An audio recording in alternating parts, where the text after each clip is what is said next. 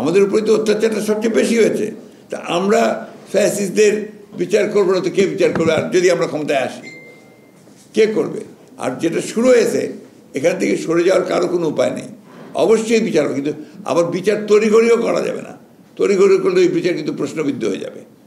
সুতরাং এটা একটা প্রক্রিয়া যেটা চলবে এবং সেটাকে অবশ্যই আমরা শেষ করব, এ ব্যাপারে কোনো সন্দেহ নেই।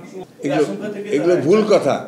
রাজনৈতিক সরকার দিয়েই তো আপনার ফাঁসিগুলো দিয়েছে, তাই না? সুতরাং আপনার বিচার তো রাজনৈতিক সরকাররা করে। সত্য কথা হচ্ছে যে আপনি সবার আগে যে ফ্যাসিজম বলছেন আপনারা, fascism against home? Against BNP. আমাদের উপরে যে ফ্যাসিস্ট অত্যাচার নির্যাতন আর কার উপর হয়েছে?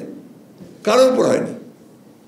এমনকি আপনার অন্যান্য রাজনৈতিক দলগুলোর মধ্যে আমরা এবং জামাতে ইসলাম সবচেয়ে বেশি এফেক্টেড হয়েছি। আমাদের উপরে তো অত্যাচারটা সবচেয়ে বেশি হয়েছে। তা আমরা ফ্যাসিস্টদের বিচার করবো না তো কে বিচার করবে? আর যদি আমরা ক্ষমতায় আসি কে করবে? আর যেটা শুরু হয়েছে এখান থেকে সরে যাওয়ার কারো কোনো উপায় নেই। অবশ্যই বিচার হবে, কিন্তু আবার বিচার তড়িঘড়িও করা যাবে না। তড়িঘড়ি করলে ওই বিচার কিন্তু প্রশ্নবিদ্ধ হয়ে যাবে। সুতরাং এটা একটা প্রক্রিয়া যেটা চলবে এবং সেটাকে অবশ্যই আমরা শেষ করব, এ ব্যাপারে কোনো সন্দেহ নেই। আমরা একটা সরকারের উপদেষ্টা মাহফুজ আলম সাহেবের কাছ থেকে আমরা একটা আপনার ওই ঘোষণার খসড়াপত্র পেয়েছি এবং উনি আমাদেরকে অনুরোধ করেছে যে এই বিষয়ে আমাদের মতামত জানার জন্য।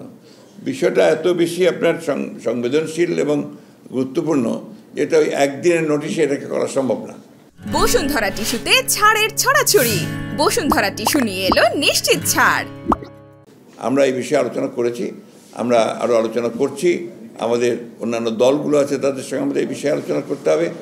শুধু তাই নয়, আপনার সংবিধান বিশেষজ্ঞ যারা আছেন তাদের সঙ্গে আমাদের কথা বলতে হবে। এই জন্য যে এই ঘোষণাপত্রের মধ্যে সংবিধানের ব্যাপারেও বহু কথা আছে যেগুলো আমাদেরকে দেখতে হবে। একটা কথা হচ্ছে বিএনপি একটা দায়িত্বশীল রাজনৈতিক দল।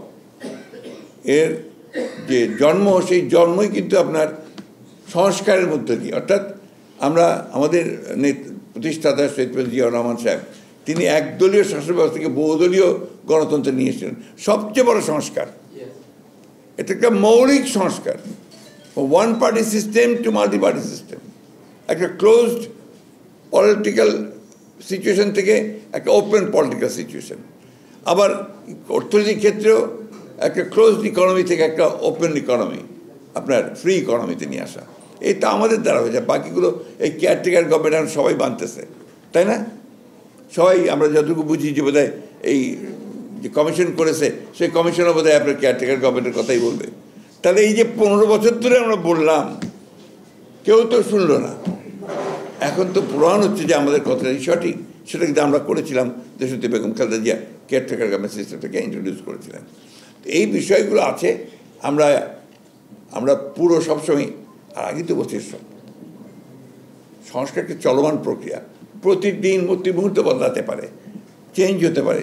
চেঞ্জ ছাড়া তো আমরা এগোবে না, সভ্যতা এগোয় না, রাজনীতি এগোয় না, কোনো কিছু এগোয় না। তো সুতরাং আমরা এই ব্যাপারে অত্যন্ত নিশ্চিত যে আপনি যে কথা বলছিলেন যে রিগার্ডিং ছাত্রদের ঘোষণাপত্র, এটা আমাদের ওই সময়টুকু লাগবে আর কি। আমরা চেষ্টা করছি, আলোচনা করছি এটার উপরে।